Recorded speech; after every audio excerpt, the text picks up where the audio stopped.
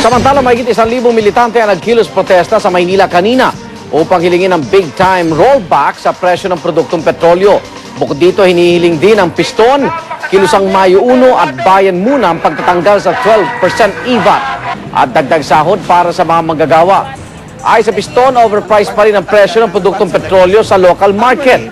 Kanina nagsara ang Dubai crude sa $94.33 per barrel. Mas mataas po yan na mahigit $5 kumpara sa closing price noong Biyernes. Pero malayo na sa all-time high noong buwan ng Hunyo. Ang presyo ngayon ng lagi sa world market ay nasa $90. Noong February, ganyan din ang presyo, $90. Pero ang presyo ng diesel no, $37. Bakit ngayon $90 pero ang presyo ng diesel $49? Nananatili pa rin po ang lakas ng bagyong Nina habang nasa Balintang Bashi Channel. Signal number 3 pa rin sa Batanes, Northern Cagayan, Babuyan at Calayan Group of Islands, Ilocos Norte at Apayao. Signal number 2 naman sa natitirang bahagi ng Cagayan, Mountain Province, Kalinga, Abra at Ilocos Sur, habang signal number 1 sa Isabela, Nueva Ecija, Pangasinan, Nueva Vizcaya, Ifugao, Benguet, La Union, Tarlac, Zambales at Pampanga. Huling namataan ang bagyo sa layong 100 kilometro kanluran ng Calayan, Cagayan. Taglay pa rin ito ang lakas ng hangin umaabot sa 100 at 75 kilometro kada oras. Paigtingin ng bagyong Nina ang habagat na magdadala ng pag-ulan sa Luzon at Visayas. At bagamat nakataas ang public storm warning signal number 3 sa Cagayan, pabugso-bugso lamang ang ulan sa lungsod ng Tuguegarao. Sa kabila nito, naka-alerto pa rin ang lokal na pamahalaan para sa anumang emergency. Lubog naman sa tubig baha ang 30 sa 37 barangay sa Cotabato City dahil sa walang humpay na pag-ulan doon. Mahigit 3,600 pamilya na ang lumikas at nanunuluyan sa mga evacuation center. Sa Sibuyan Island naman, dahil sa magdamag na pag-ulan at malalaking alon, hindi natuloy ang salvaging operations sa MV Princess of the Stars. Nasa New York na si Pangulo Arroyo para dumalo sa United Nations General Assembly.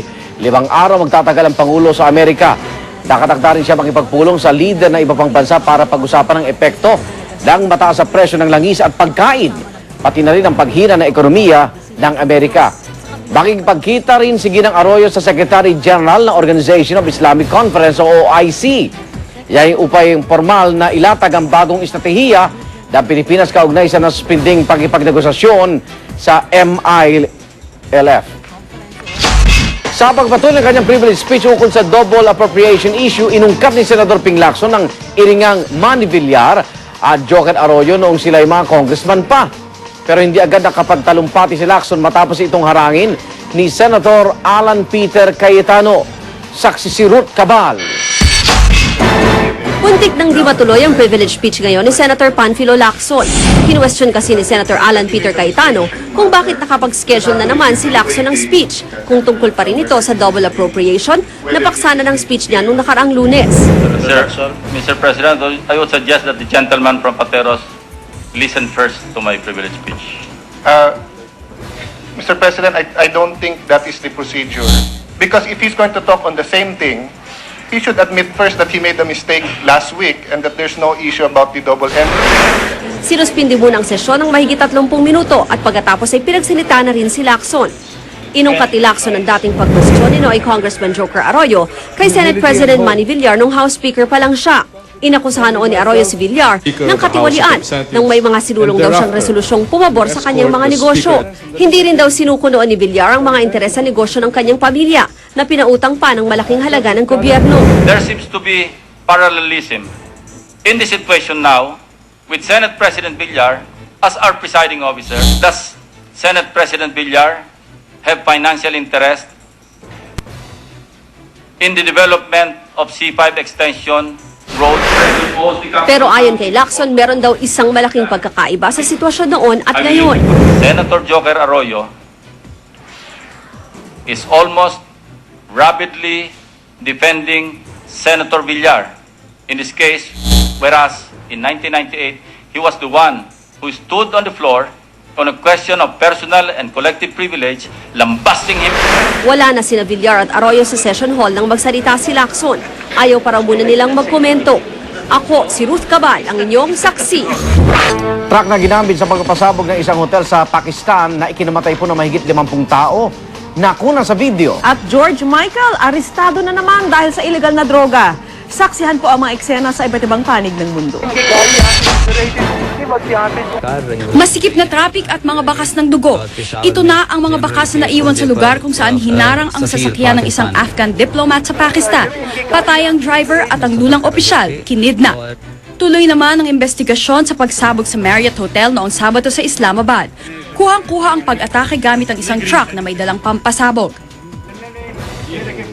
देखा नहीं ये स्मोक हुआ उसके बाद ये वेपोराइज हुआ आपका 53 ang patay at halos 300 ang sugatan, kasama ang isang Pinay na si Umi Kulsum Benito Haider na nagtatrabaho sa hotel bilang receptionist.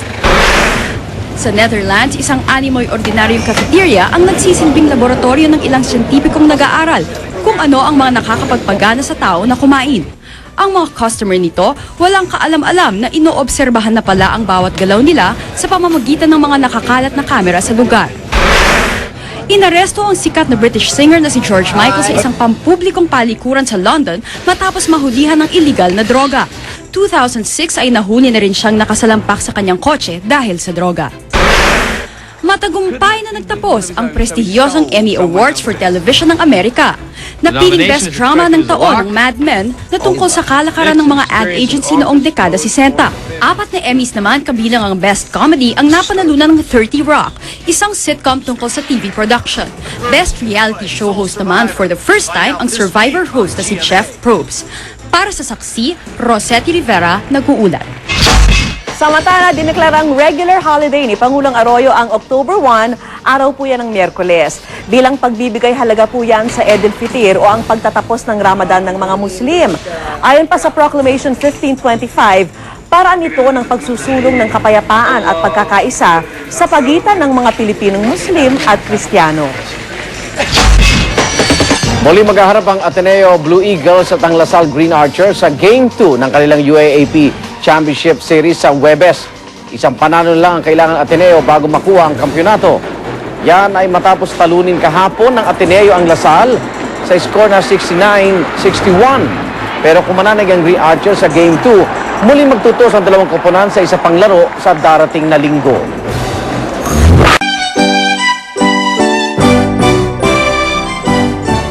$93 days bago magpasko, naghahanda ng mga kababayan nating sasali sa mga Christmas Bazaar at mga tiyanggi. Sa pamamagitan kasi ng bazaar, mag-e-enjoy ka na raw, magkakaroon ka pa ng dagdag kita. Saksi si Claire Delfin.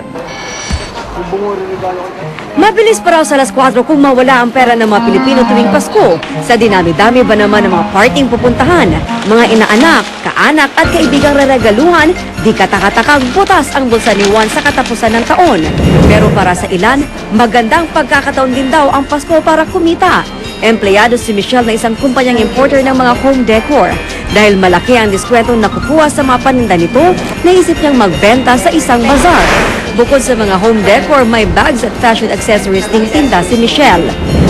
May sideline ako, gano'n, extra income, gano'n. Tsaka naiingit ako doon sa mga nagbabasar kasi parang enjoy sila doon sa ginagawa nila. Ayon kay Angela Benzon, 3 taon nang nag-oorganisa ng mga Christmas Bazaar, taon-taon na daragdagan ang mga nagkaka-interest na magbenta sa bazaar. Bukod sa mga estudyante at empleyado, nahihilig na rin daw pati ang mga celebrity. Kaya hindi na naghintay si Angela ng Disyembre, ngayon pa lang, nagbukas na siya ng Christmas Bazaar. If you want to test a product or if it's new in the market, the best thing to sell it first is at the bazaar. Ako si Claire Delfin, ang inyong saksi. Para sa karagdagang balita, patuloy na tumutok sa GMA News and Public Affairs at maglagon sa www.gmanews.tv kung saan mapapanood ay ilang bahagi ng saksi. Para naman makatanggap ng mga pinakabagong balita via text, i-type lang ang GMA News Space On at isend sa 4627.